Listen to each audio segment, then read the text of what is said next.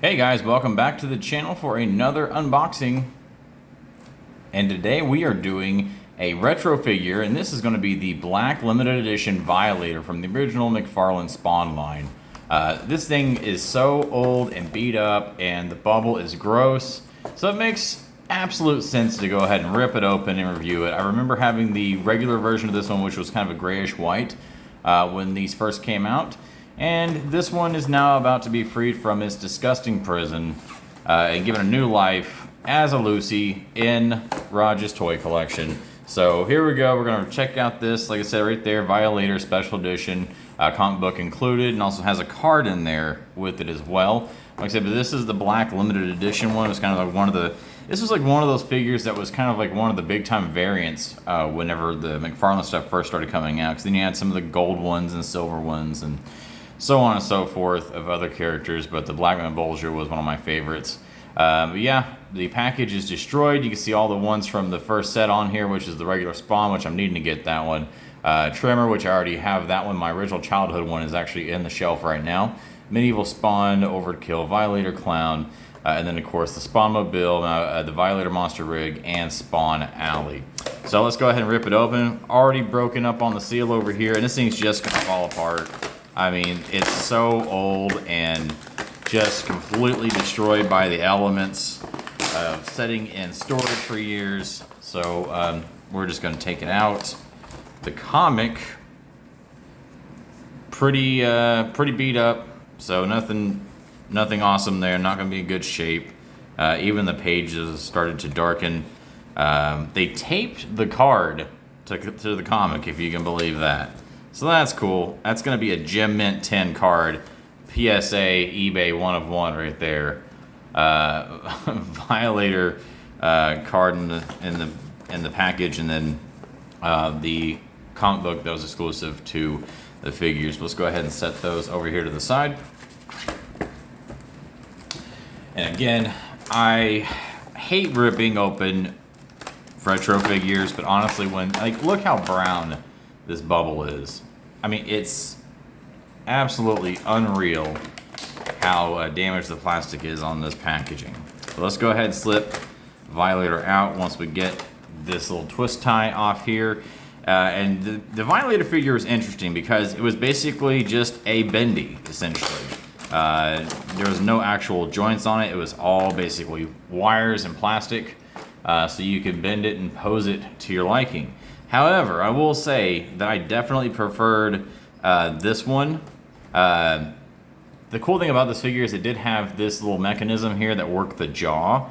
However, even on the original gray one, these things were super fragile, and I mean, you did not want to try to work that mechanism too much because that thing would snap, that horn would snap right off, and you'd be super bummed. And really, it didn't even like really raise and lower the jaw that much. Cool idea, cool feature, but obviously not an incremental adjustment in the jaw to really make a huge difference. Let's go ahead and get this crusty, dusty bubble out of the way. Yikes, that thing is disgusting. But like I said, but this figure is basically like a bendy. As you can see, all of the legs and stuff, just like wires full of rubber, and you just kind of bend it and pose it to your liking, which does not make it easy to stand either. So typically whenever I had to display him, which I didn't display stuff too much when I was a kid, but as I got older, any of my stuff I still had around, I would try to display it. So for him, you'd usually have to like maybe try to pose him on all fours with the arms going down and kind of arch the back up. Once you work past this part of the body, posability goes completely out the window. So really it was up to you and posing the legs just right. And half the time you would really have to just post them up against a wall, which, I mean, if you had Spawn Alley, that kind of worked right. But overall, I really like the color and the color scheme of this one. Like, it looks really awesome with the red eyes. Obviously, as you can see with the regular design of Violator, white, red eyes, horn colors. But it's a nice variation to it. Simple, black, that's cool. Kind of like whenever they did the Izzes that went with the Max by McFarlane. I had the white Izzes, black Izzes, red Izzes, the bag of Izzes, like all kinds of stuff, which that's still probably my favorite McFarlane figure ever is still that Max figure, and I proudly display it on my shelf with his headdress because that's how I do. Like I said, but the jaw does not move very much at all. Posability basically between the base of the spine and the tip of the head, I mean, almost none. I mean, it's just really, really thick. So posing is not really an option. So you pretty much have legs. The paint deco on it is actually done pretty okay, which, I mean, it's not hard to do a straight black figure and just make sure you get the horns and points the one color and then doing the eyes.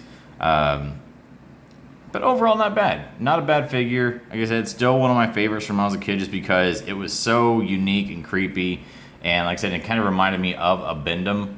I didn't have a lot of Bendhams when I was a kid. I had like a couple of Star Wars Bendhams, and I think I had a couple of wrestler ones. But this was like a Bendham to a whole new level, which I could really appreciate. But hey, see, there you go. Stands up. You just got to balance them out just right. But he looks great though. Great, creepy, wiry. Love it. If anything, I could definitely be on board with it if they decided to do a weird, like, I don't know, anniversary re-release of this first series of figures.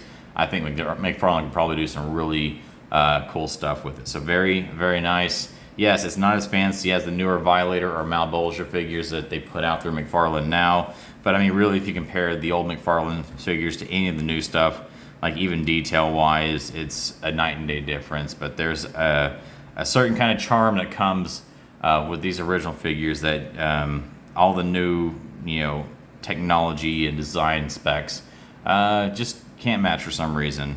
So I can definitely appreciate the classic design on these. But guys, I think that's going to wrap it up for this retro review for the Black Violator from McFarlane Toys. Don't forget to follow me on Instagram at CollectingRaj. Don't forget to subscribe to this channel if you haven't already. If you enjoyed this retro toy review and getting a little bit of nostalgia in your life, go ahead and hit that like button. Let the algorithm know that you enjoyed it and you want to see more.